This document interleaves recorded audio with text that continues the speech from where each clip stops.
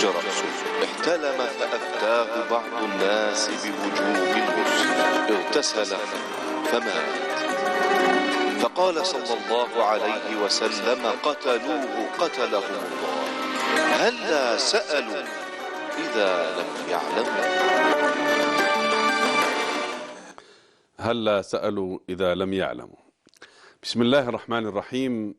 الحمد لله رب العالمين، والصلاة والسلام على أشرف المرسلين وعلى آله وصحبه أجمعين. أما بعد، فيا أيها الأعزاء المشاهدون حيثما كنتم تتابعوننا في الداخل وفي الخارج، السلام عليكم ورحمة الله وبركاته.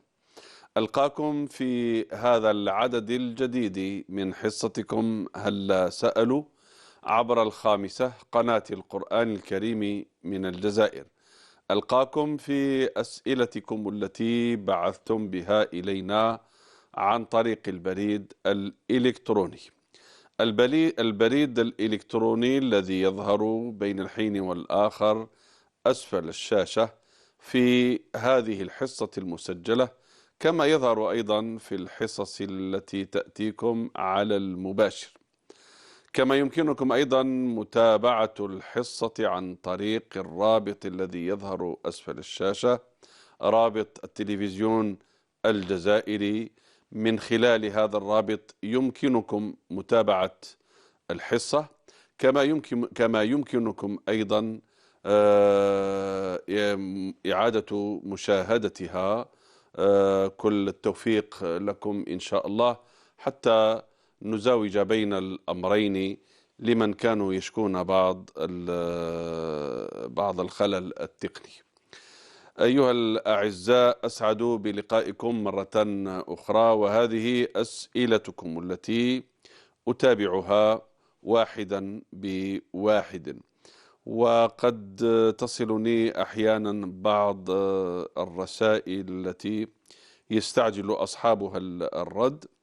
قلت أنا أجيب تباعا على حسب ورود الأسئلة، ومانيش بعيد كثير على الأسئلة الأخيرة التي وردت إلى الحصة إلى البريد الإلكتروني. فإن شاء الله تعالى يكون تحيين الإجابة عن الأسئلة من جهة. من جهة ثانية، للأسف أحيانا بعض الأحيان وين يعاودوا إعادة السؤال على أساس أنهم ما شاهدوش الحصة، ربما فاتت وما قدروش يتابعوها.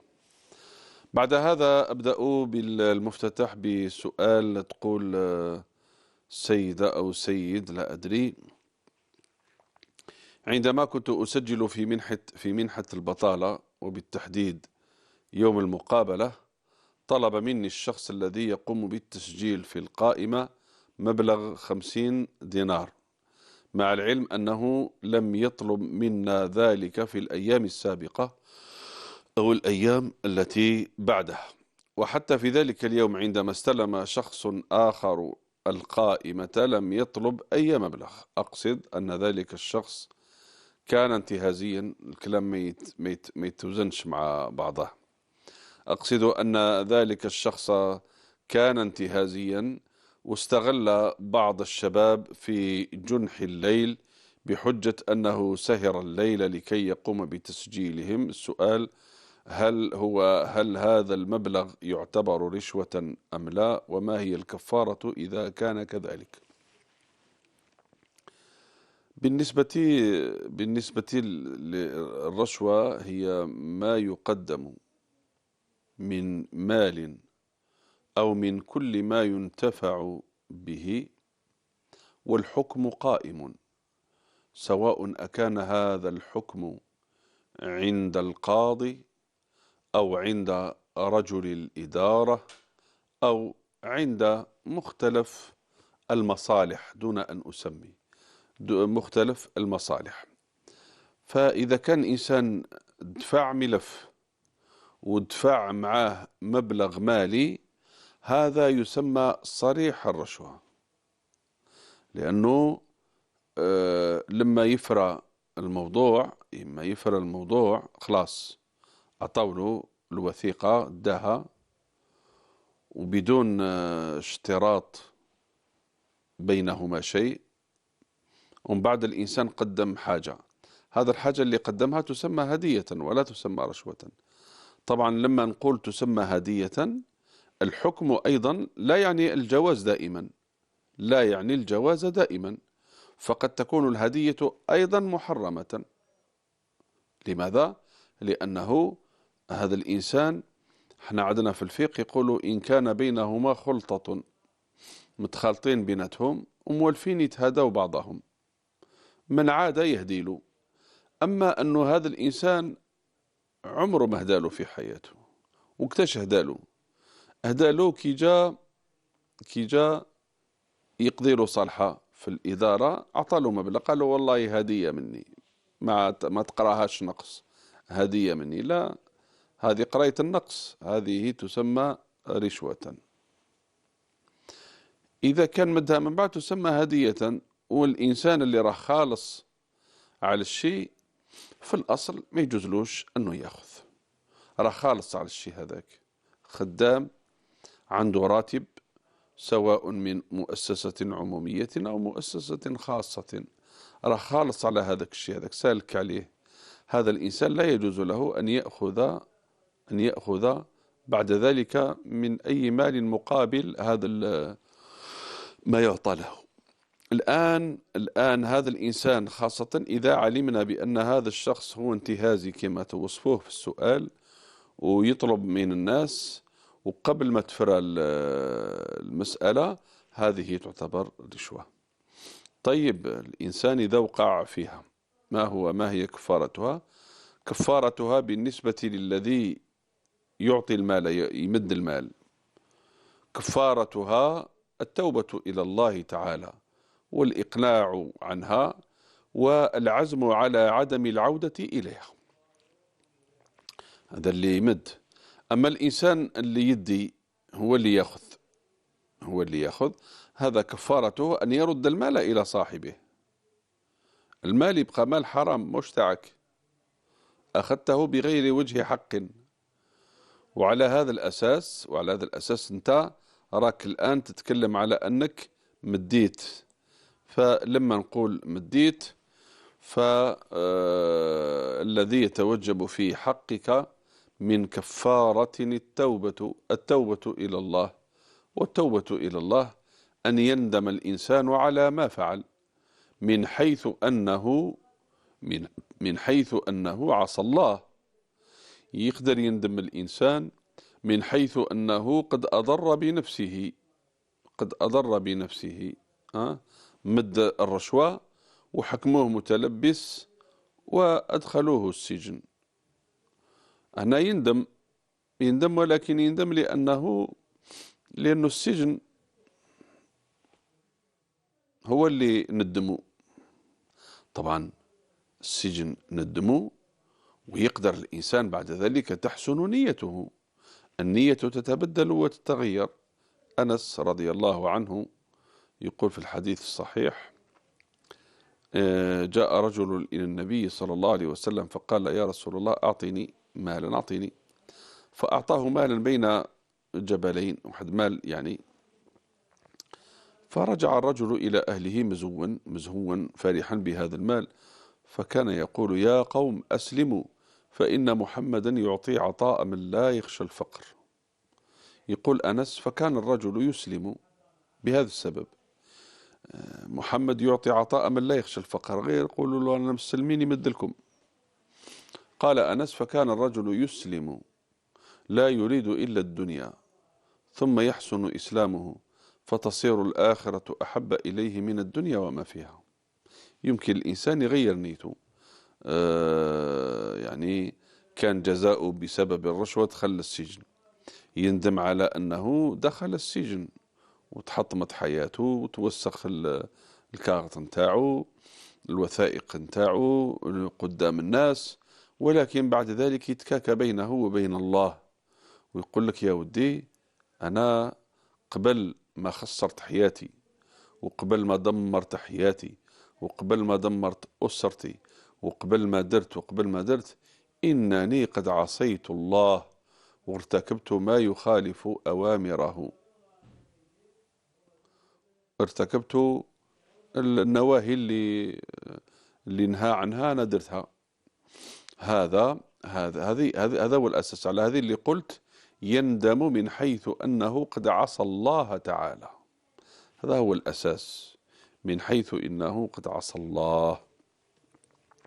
يندم وحده يشرب الخمر مثلا، بعد يسرف على نفسه، ومن بعد يصرى له مرض، في المرض يندم على أنه شرب الخمر. هذا الندم ما ينفعش.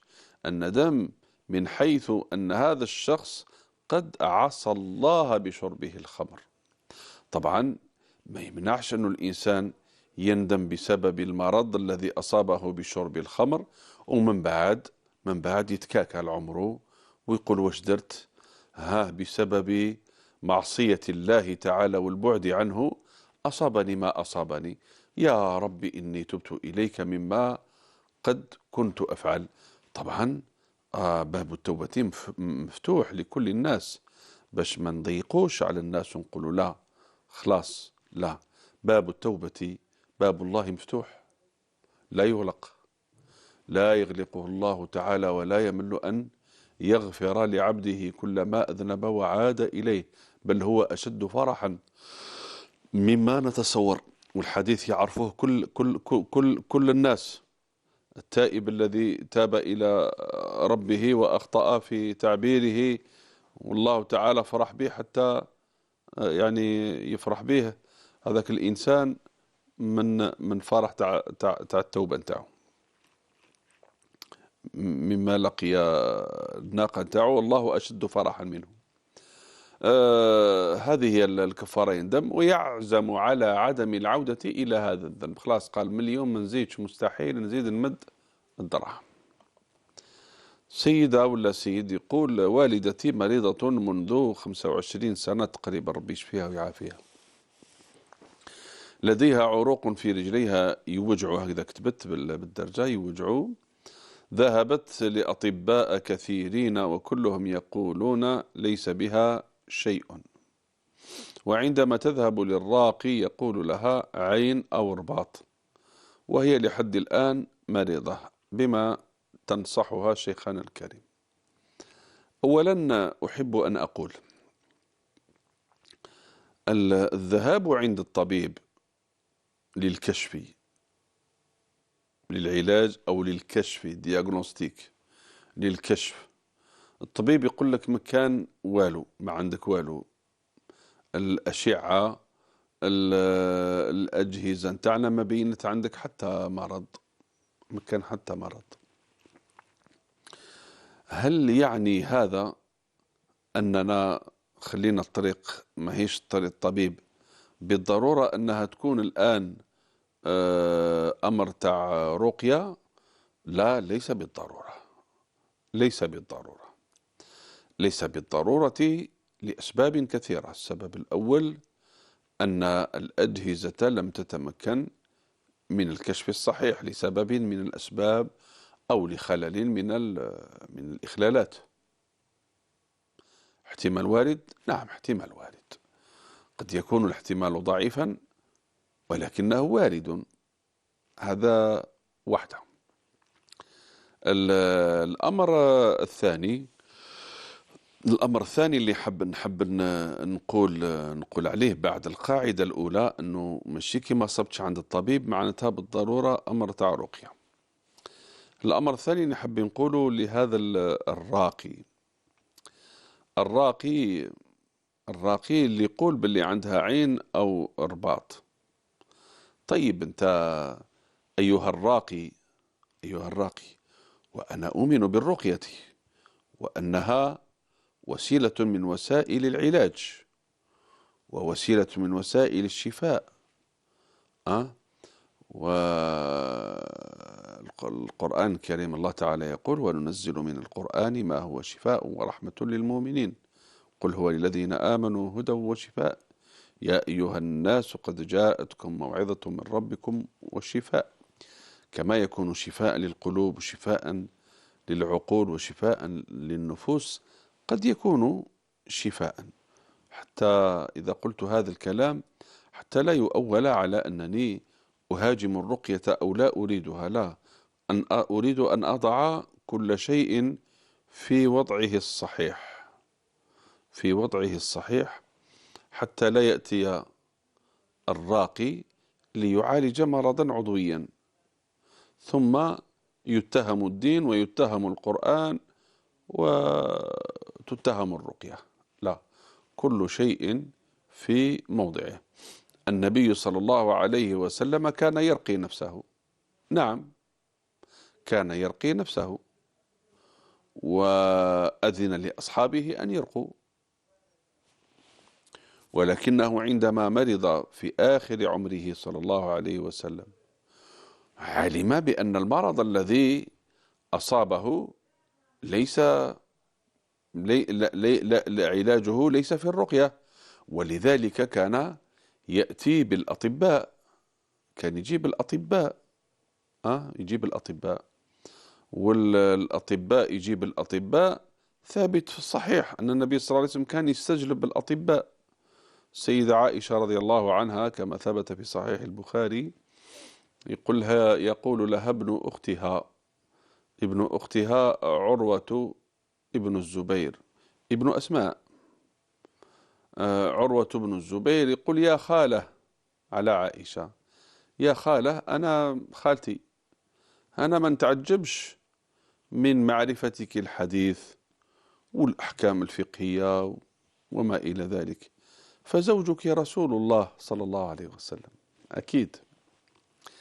قال له ما نتعجبش من معرفتك الأشعار وأنساب العرب، فأبوك أبو بكر الصديق، وأبو بكر الصديق كان معروفا بأنه نسابة، يعرف أنساب العرب ويعرف بطونهم ويعرف انتماءاتهم، يعرفهم كامل. قال ما نستعجبش باباك هاوليك، ولكنني أعجب من معرفتك الطب، منين جاك الطب؟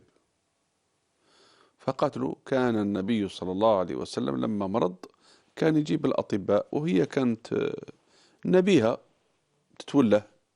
تتوله الخلطات اللي يديروهم، الطرق اللي يديروهم، فرفدت عليهم رضي الله عنها السيدة عائشة في الفترة الوجيزة، هذيك الفترة الوجيزة، ولأن الطب ما كانش متطور، يعني ما تركز على أشياء بسيطة بدائية.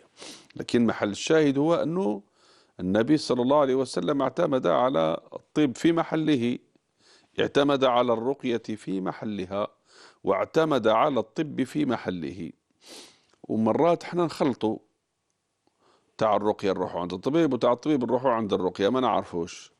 وأغلب الحالات الناس يفسروها بالرقية، ما يفسروهاش بالطب. ينوض يعيط الإنسان في الليل مباشرة يدوه للشيخ، ما يخموش يديه للمستشفى لعله أصابته نوبة من النوبات، لا، مباشرة يديه عند الشيخ. السؤال المطروح أنت أيها الإنسان، أنت درت تحاليل للشخص هذا وعرفت باللي يستاهل نديوه عند الشيخ وما نديوهش للطبيب؟ درت له تحاليل، درت له تعيار، عندك علم في الموضوع باش قدرت تشخص؟ لا. ولذلك نقول للرقاة أيضا، الرقاة أرجو من الرقاة، أرجو كلام، احنا نقولوا كلام، هذا كلام عن تجربة، كلام عن واقع، وكلام يقوله رجل خبير بهذا الموضوع. نقول للرقاة نتمنى منهم أنهم يخافوا ربي شوية، ولا بزاف يخافوا ربي عندما يعجزون وعندما لا يعلمون، أن يقولوا لا نعلم، مانيش عارف، ما بانتليش، الله أعلم. ماهوش لما تسقسيه سؤال رحتي عند الطبيب؟ ايه رحت. وش قال لك الطبيب؟ قال لي ما عندك والو. لعلك ما درتيش التحاليل. لا لا الشيخ درت كل التحاليل. واش خرجت التحاليل؟ التحاليل كلها سلبية. إذا يميز بالتقريب، قل له بالك عندك عين. كيفاش عرفت باللي بالك عندك عين؟ كيفاش عرفت باللي بالك عندك رباط؟ كيفاش عرفت باللي عندك مس من جن؟ كيفاش عرفت باللي عندك سحر قديم؟ لا هذا بالك داروا لك سحر قديم. كيفاش عرفت بالك هذا جن عاشق؟ الموضة اللي راهي موجودة عند فتاة يبدو عليها مسحة من الجمال ولم تتزوج ولم يكتب لها، فيقول لها عندك جن عاشق هو الذي منعك. منين هذا الكلام هذا؟ منين هذا التحليل، هذا الدياغنوستيك هذا منين؟ وش من الآلة المتقدمة اللي بعد اليرام، بعد السكانر واليرام اللي قدرت بها تكتشف أيها الراقي هذا الحكم وهذا الاستنتاج؟ كلام والله المعاناة في الواقع. يعرف هذه المعاناة من يعيشها مع الناس ومن يعلم خباياها وأسرارها.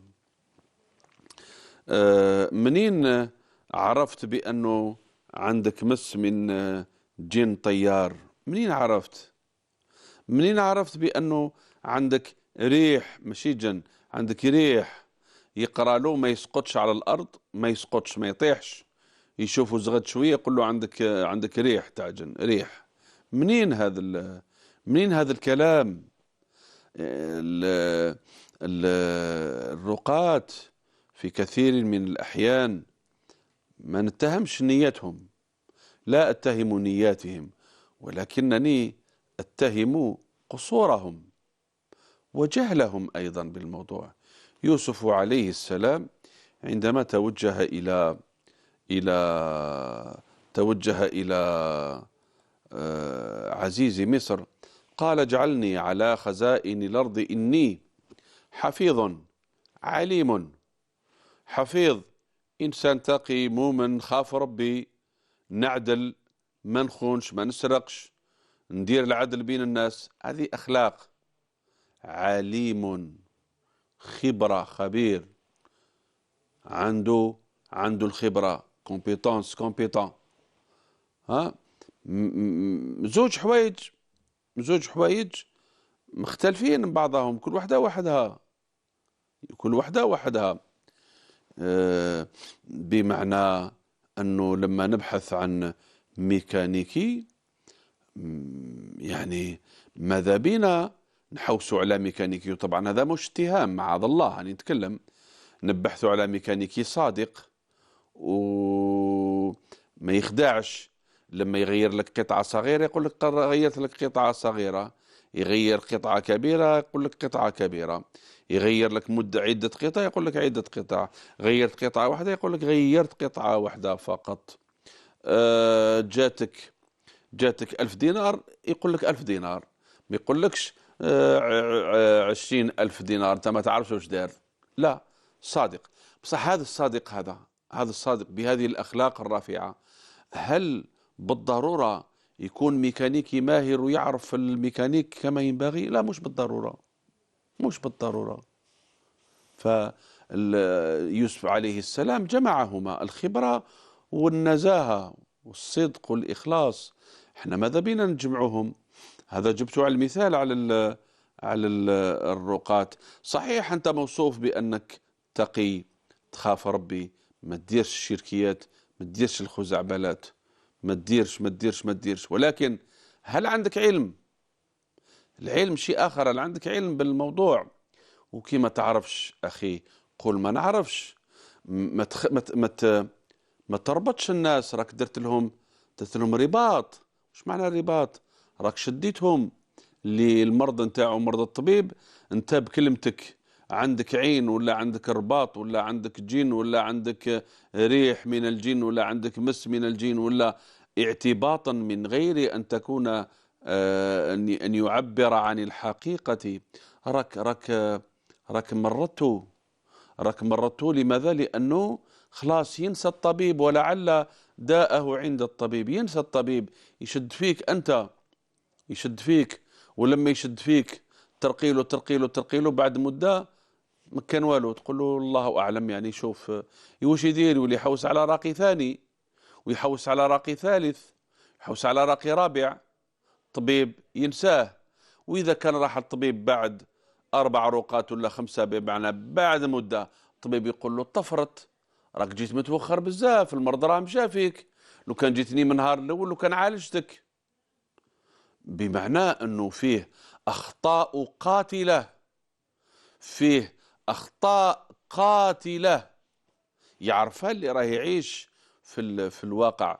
وهذه الأحكام التي يطلقها الرقاة بكل بساطة والله راهي موجودة بكثرة جدا، أسمعها في كل لحظة وفي كل حين، موجودة بكثرة في أرض الواقع، وراهي تقتل في الناس وتخلي الناس يعيشوا واحد العالم بعيد، ما هوش حقيقي، عالم تاع أوهام، مع إيماننا بوجود الرقية في محلها.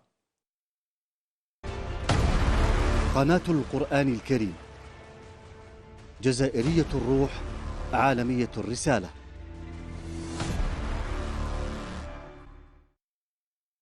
أعوذ بالله من الشيطان الرجيم. إن الصلاة كانت على المؤمنين كتابا موقوتا. صدق الله العظيم.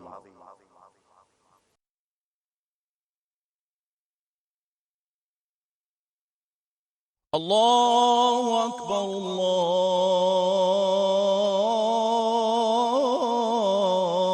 الله أكبر. أشهد أن لا إله إلا الله.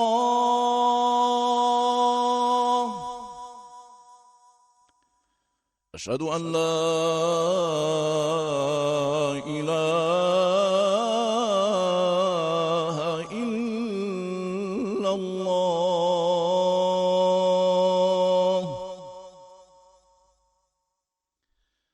أشهد أن محمدا رسول الله.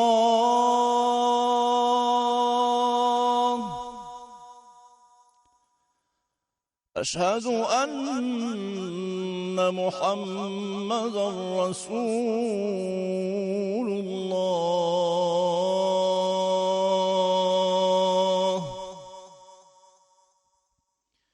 حي على الصلاة،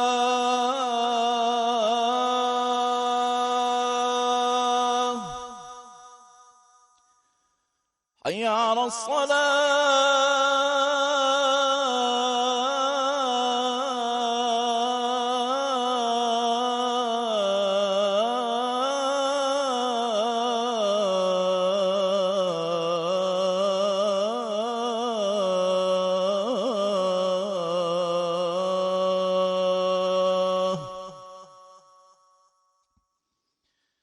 حي على الفلاح،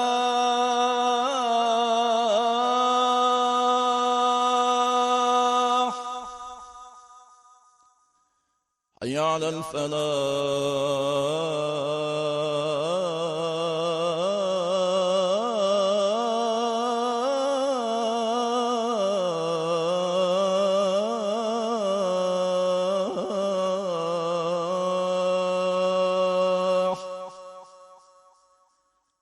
الله أكبر، الله أكبر. لا إله إلا الله.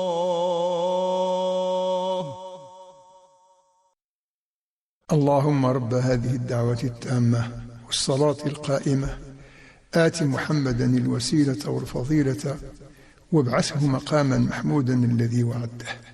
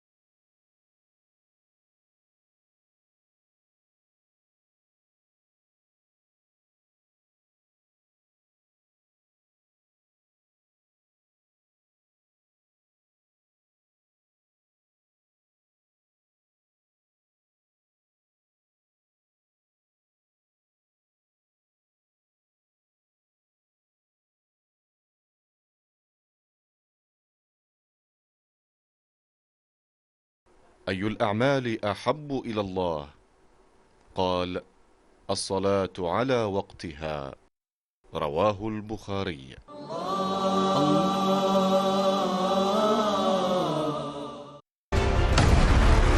قناة القرآن الكريم، الوسطية والاعتدال.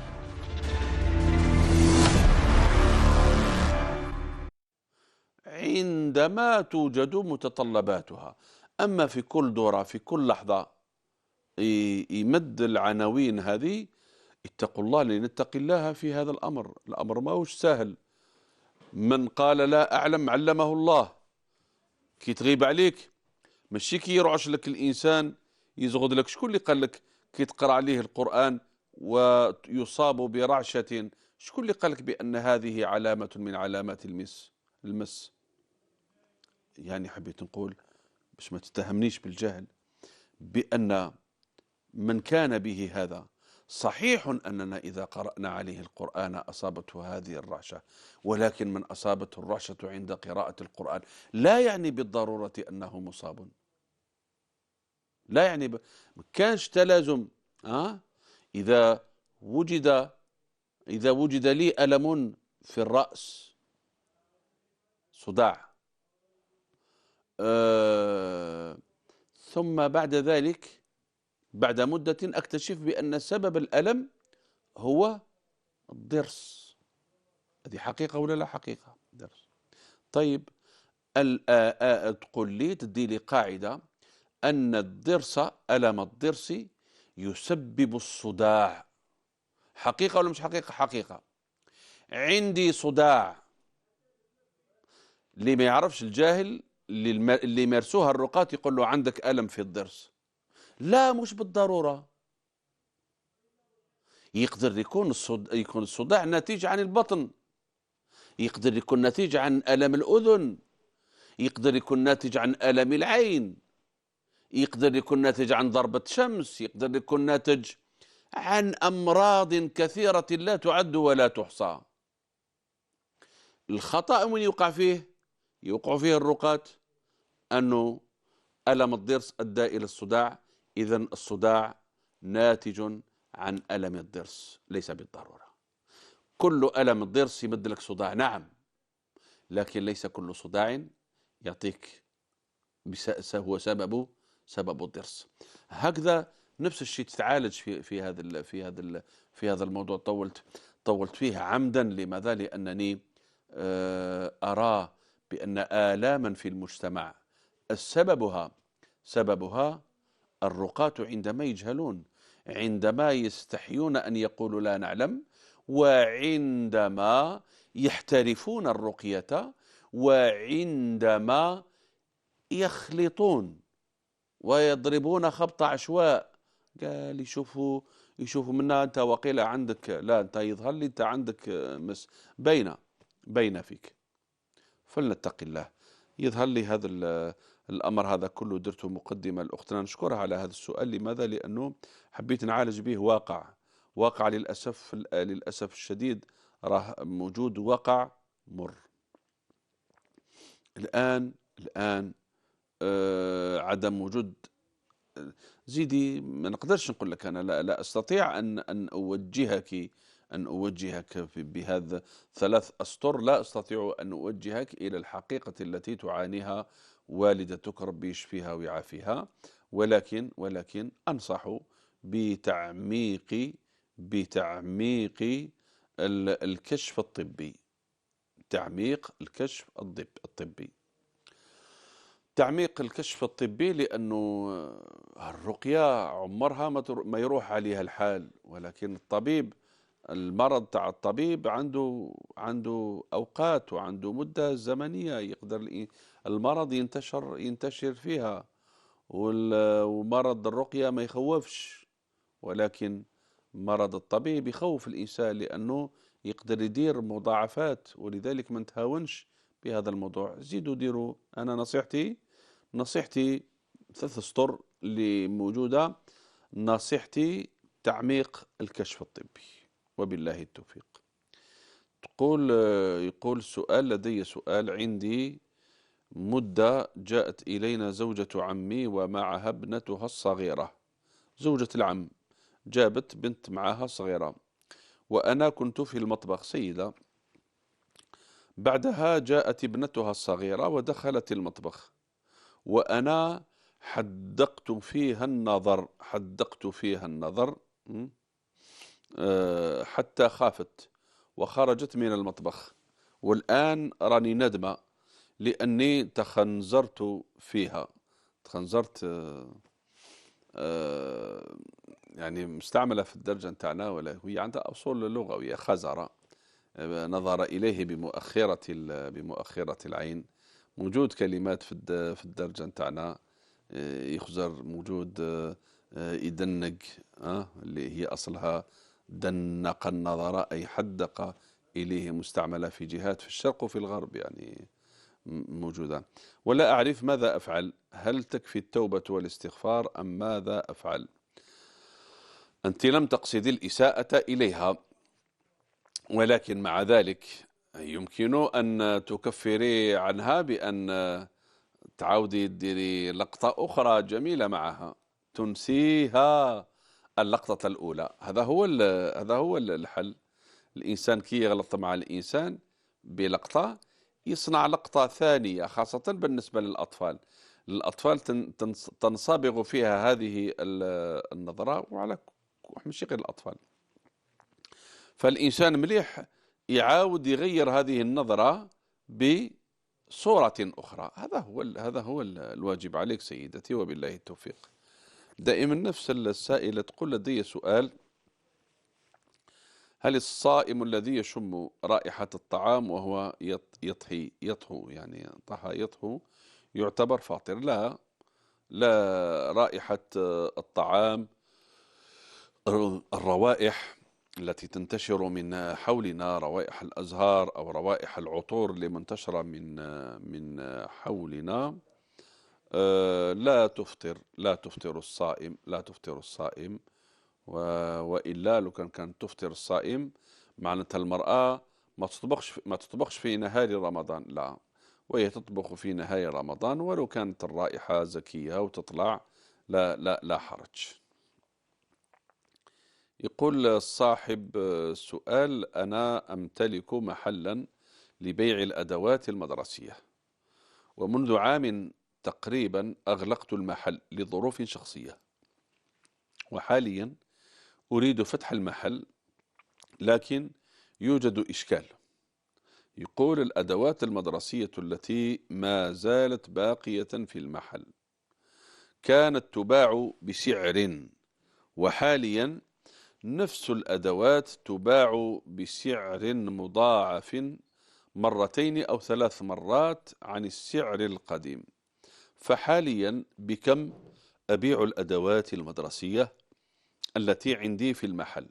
هل أبيعها بالسعر القديم سعر العام الماضي أم بالسعر الحالي؟ صحيح، يعني إنسان من خوفه من الله سبحانه وتعالى، هذا الإنسان من خوفه من الله سبحانه وتعالى يطرح سؤال صحيح، يعني هذا الورع.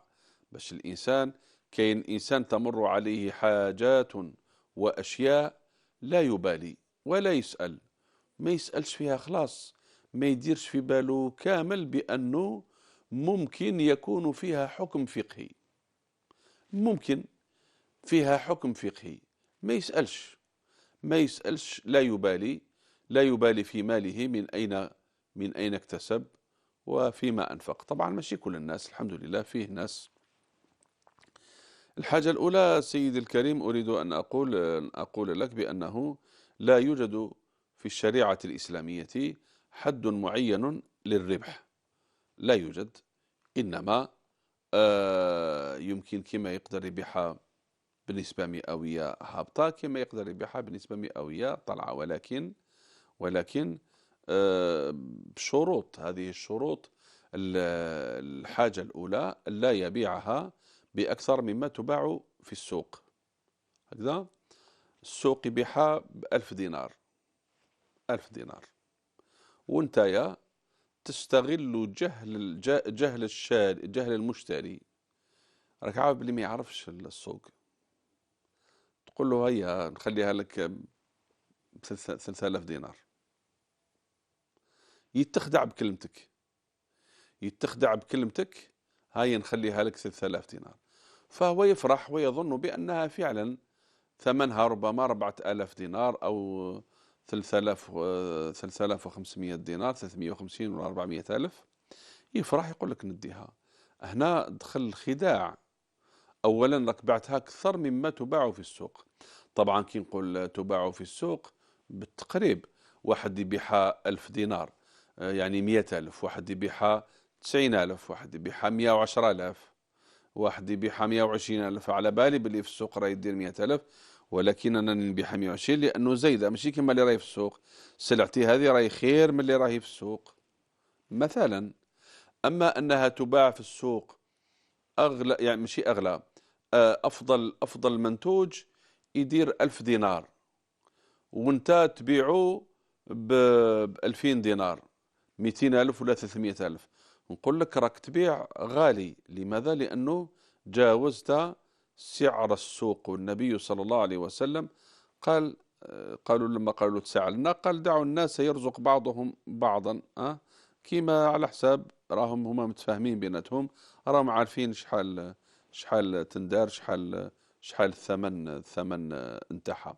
فهذه هذا الشرط الأول، لا تبيعها بأكثر مما تباع في السوق. الشرط الثاني ألا يحتكر السلعة، ما يكونش محتكرها ويخبيها. القاصد هو يخبيها عمدا باش تطلع الثمن تاعها وما يبيعها، لا، هذا آثم. لا يحتكر إلا خاطئ، هذا راه آثم. لماذا؟ لأنه أما صاحب السؤال، صاحب السؤال ماهوش محتكر، هو غلق المحل ودار في باله باللي خلاص ما يزيدش يبيع، أو أنه راح يبدل السلعة، يبدل الصنعة، يبدل المواد اللي يبيعها، لكن عاود فتح بنفس. فإذا به عنده أدوات مدرسية شراها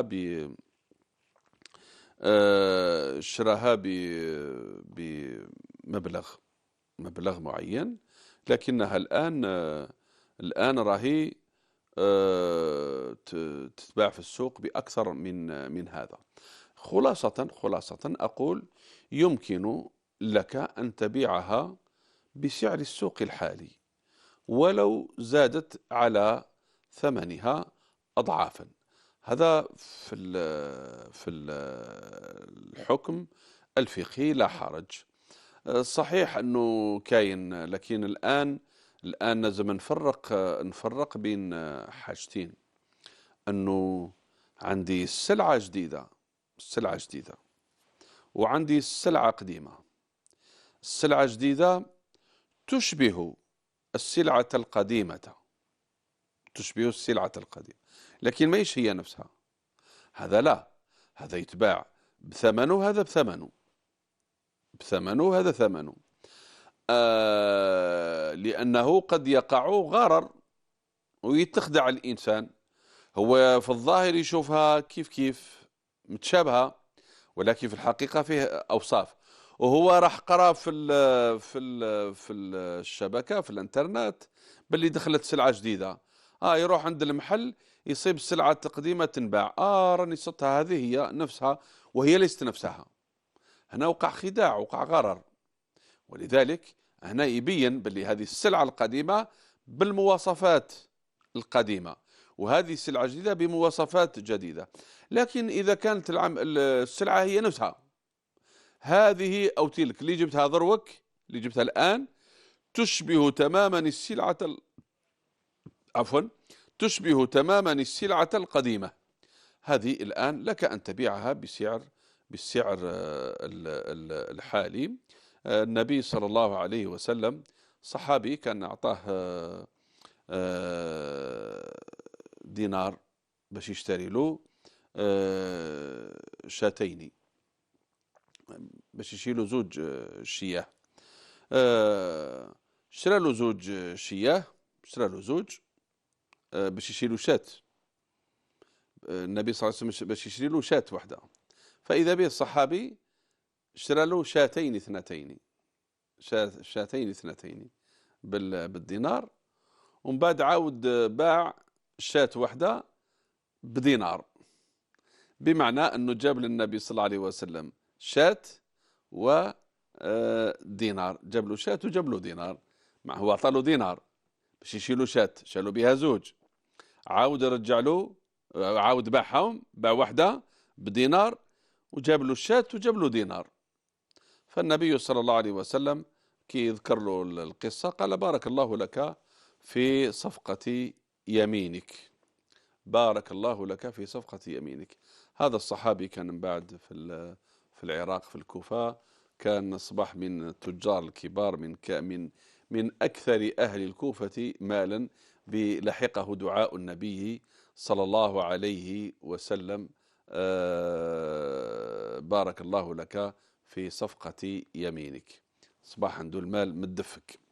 فهذا يعني يشبه نوع ما السؤال اللي طرحته، والأساس في هذا أنه ما نغشوش الناس، يعرف باللي هذه سلعة قديمة ويعرف باللي هذه السلعة جديدة، ما نخدعش الإنسان، ما نبيعش أكثر مما هي في السوق بثمن فاحش، لأنه ما يجوزش. ولازم نكون عارف باللي هذا الإنسان راه عارف السوق، راه عارف باللي هذا هو الثمن تاعها. أما إذا ما كانش عارف وبعتها له بسعر زايد، يقدر الإنسان يقول لك أنا سيارتي، راه عارف، راح للسوق وشاف السيارات سوا 200 مثلا، والإنسان هذا يلي شاف سيارته بأنها سيارة جديدة، ما زالت جديدة، قال له لا أنا نبيعها لك 250 ولا 300. هو راه شايف السوق وراه عارف الثمن، وشاف السيارات تاع 200 كيفاش دايرة، وشاف هذه وعجباته، وعارف باللي السوق هو 200 فقط، ولكن لما عجباته هذه ومولاها ما حبش يبيعها قالوا 250. هذا جائز. لماذا؟ لأنه راه عارف السوق، ماهوش مخدوع. بصح يجي إنسان ما يعرفش السوق ويقول له هيا تشريها عليا بحالك ب 300. اسمع، لو كان تروح للسوق هذه ما تديهاش تحت 350 وهي تدير 200 مثلا. هذا من غشنا فليس منا، أو من غش فليس منا، على العموم من غش فليس منا. هكذا قال صلى الله عليه وسلم، وبالله التوفيق. تقول: أنا يسرى من ولاية. سؤالي هو: قمنا بتزويج أختي وما درناش عرس كبير، ما شرطناش على العريس.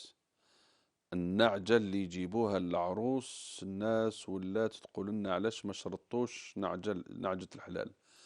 قريت السؤال ما فهمتوش مليح. مع العلم مهر شرطناه وتم دفعه، بصح نعجة ما درناش، عرس كبير ما شرطناهاش. للأسف الشديد سؤالك سيدتي غير مفهوم.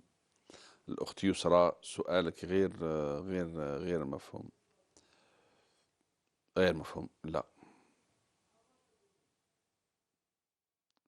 الإنسان ما هو الشرط يشرط، ما هو الشرط يشرط.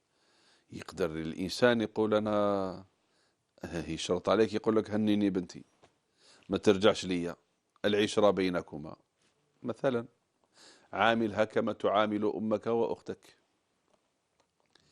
عندي بعض الأسئلة. يقول صاحب السؤال: أشعر بالضيق في صدري وفشل في قدمي مع نبض ريك. يعني راهي جاتنا الأسئلة نتاع الأسئلة الطبية. أشعر بالضيق في صدري وفشل في قدمي مع نبض فيهما، وكذلك برودة قدمين وأفكار سلبية ووسواس وتفكير في الموت كل دقيقة. ما هذا الشيء؟ ربي يحفظك. أرى في المنام كذا. أولا الإنسان النبي صلى الله عليه وسلم قال لنا، أرشد لنا لبعض الحالات، بعض الأمور اللي يديرها الإنسان. لو كان الإنسان النبي صلى الله عليه وسلم قال: إذا كان الإنسان هذا ناض في الليل قبل الفجر ناض في الليل واستغفر ربي وذكر ربي، هاي تتحل عقدة. وإذا كان ناض وصلى ودار قيام الليل تتحل عقدة واحدة أخرى. وإذا كان صلى الصبح، وإذا كان قادر أن يصليه في جماعة صلاه في جماعة تتحل عقدة. يجلس يذكر الله سبحانه وتعالى بهدوء، يعطي الراحة لنفسه، وكل يوم كل يوم كل يوم سيعيش لا شك لذة لا يعيشها وهو في هذه الحالة. النبي صلى الله عليه وسلم قال له كم يديرش هذه، يعني يصبح صباح يروح ليه الصبح ويروح يصبح خبيث النفس، يصبح خبيث النفس. والإنسان ما زكاش نفسه الصباح. فهذه الأمور مليح الإنسان الضيق في الصدر. كاين أشياء تشغل بال الإنسان. الذين آمنوا وتطمئن قلوبهم بذكر الله، ألا بذكر الله تطمئن القلوب، ألا بذكر الله تطمئن القلوب، ألا بذكر الله تطمئن القلوب. هكذا قال ربنا سبحانه. هذه قاعدة عظيمة، هذه قاعدة عظيمة في الحياة سيدي الكريم، سادتي أو أختي الكريمة، الأخ الكريم. هذه قاعدة عظيمة في الحياة. الذين آمنوا وتطمئن قلوبهم بذكر الله، ألا بذكر الله تطمئن القلوب.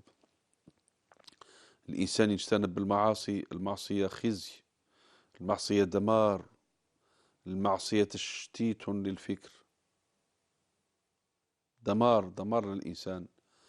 كل هذه أسباب. أنا مانيش عارف طبعا، مانيش نتهم فيك، ولكن حاول أن تعود إلى الله وتلتزم بأذكارك وأورادك. قرأ القرآن الكريم، خذ على عاتقك أن تختم القرآن، ما تزيدش على شهر، في كل يوم على الأقل جزء، حزبين، وتختم. أقل من ذلك أو شهر كأقصى تقدير. وإذا ما قدرتش في 40 يوم على الأقل فيه بعض الروايات. والأذكار تاعك التزمها. النبي صلى الله عليه وسلم أعطانا الأذكار، أعطانا واحد الأذكار. قال الإنسان لما يدخل البيت نتاعو، يدخل يقول بسم الله توكلت على الله لا عفوا، بسم الله ولجنا وبسم الله خرجنا وعلى الله ربنا توكلنا. إذا دخل الشيطان يخاطب يقول لهم خلاص ما كانش المباتة اليوم، بادي برجمة، كاش المباتة، يخرجوا يروحوا. يعني من كاش المباتة ما يباتوش معاه. يعني شوف حياة الإنسان، كي يجي ياكل يقول بسم الله يسمي الله، هاي يقول له خلاص ما كانش المطعم، لا مبيت لكم ولا طعام. يروح يدخل يجل الله أقداركم إلى بيت الخلاء، بسم الله اللهم إني أعوذ بك من الخبث والخبائث. يأكل بسم الله اللهم بارك لنا فيما رزقنا. يروح يشبع يقول الحمد لله الذي أطعمني هذا ورزقنيه من غير حول مني ولا قوة، الحمد لله الذي أطعمنا وسقانا وجعلنا مسلمين. يروح يدخل البيت نتاعو، بسم الله ولجنا وبسم الله خرجنا وعلى الله ربنا توكلنا. ثم ليسلم على أهله، السلام عليكم يا أهل البيت. يروح يرقد، يروح ينام، باسمك ربي وضعت جنبي وباسمك أرفعه، اللهم إن أمسكت نفسي فاغفر لها وإن أرسلتها فاحفظها بما تحفظ به عبادك الصالحين. اللهم أسلمت نفسي إليك ووجهت وجهي إليك وفوضت أمري إليك وألجأت ظهري إليك، لا ملجأ ولا منجى منك إلا إليك، آمنت بكتابك الذي أنزلت ونبيك الذي أرسلت. الحمد لله الذي أطعمنا. يروح ينام، الحمد تبع هذا الدعاء، الحمد لله الذي أطعمنا وسقانا وكفانا وآوانا، فكم ممن لا كافي له وكم ممن لا مؤوي أو لا مؤوي له. يجي يخرج الصبيح يفطر من الرقاد نتاعو، يفطر من الرقاد نتاعو: الحمد لله الذي أحيانا بعدما أماتنا وإليه النشور، الحمد لله الذي رد علي روحي وعافاني في جسدي وأذن لي بذكره. يجي خارج برا يروح يخدم: بسم الله توكلت على الله ولا حول ولا قوة إلا بالله، اللهم إني أعوذ بك أن أضل أو أضل أو أزل أو أزل أو أظلم أو أظلم أو أجهل أو يجهل علي. يجي يركب السيارة نتاعو ولا يركب بالحافلة: بسم الله الحمد لله الذي سخر لنا هذا وما كنا له مقرنين وإنا إلى ربنا لمنقلبون، الحمد لله الحمد لله الحمد لله، الله أكبر الله أكبر الله أكبر، سبحانك إني ظلمت نفسي فاغفر لي فإنه لا يغفر الذنوب إلا أنت. حياة الإنسان كلها ذكر، حياة الإنسان كلها ذكر. ولما نقول ذكر ارتباط مع الله، يروح يصلي الفجر نتاعو: اللهم اجعل في قلبي نورا وفي سمعي نورا وفي بصري نورا، اللهم اجعل من بين يدي نورا ومن خلفي نورا وعن يميني نورا وعن شمالي نورا ومن فوقي نورا ومن تحتي نورا، اللهم أعظم لي نورا، أو اللهم اجعلني نورا، أو اللهم اجعل لي نورا. كل هذا وش هو؟ هو الحصن. هذا الضيق، هذا هو الانتيبيوتيك تاع الضيق والفشل. هذا هو المضاد الحيوي سيدي الكريم، هذا هو المضاد الحيوي. لازم بقدر ما أقدم، بقدر ما ألزم نفسي، تكون الإجابة، يكون رد الفعل بعد ذلك.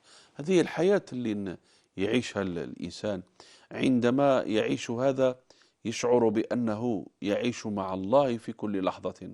في كل لحظة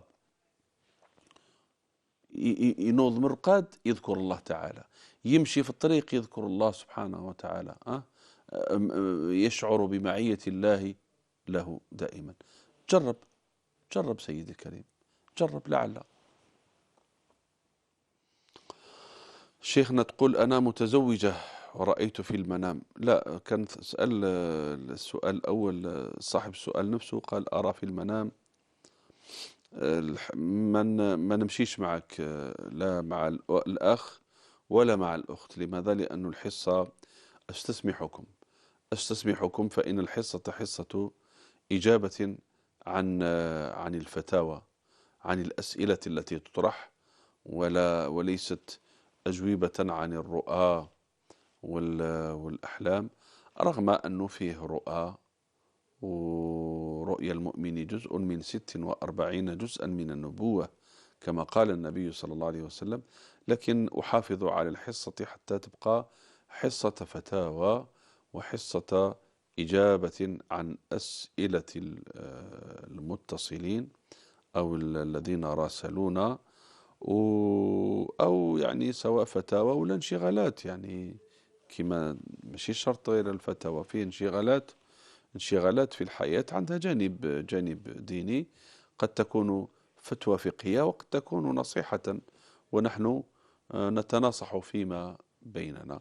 فاعذروني إذا لم أولا أنا ما عنديش زاد في تفسير المنام من جهة، ومن جهة ثانية ما حاولش أصلا مع الموضوع. لماذا؟ لأنه نخلي جوهر الحصة في حقيقتها.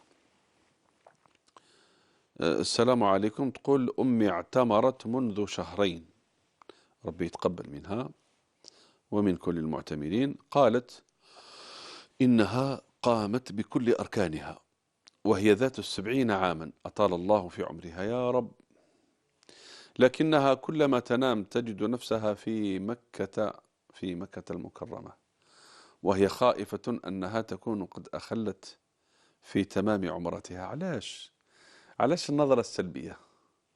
علاش ماشي تقول باللي البرنامج مكة تثبت في قلبها، اللوجيسيال نتاع مكة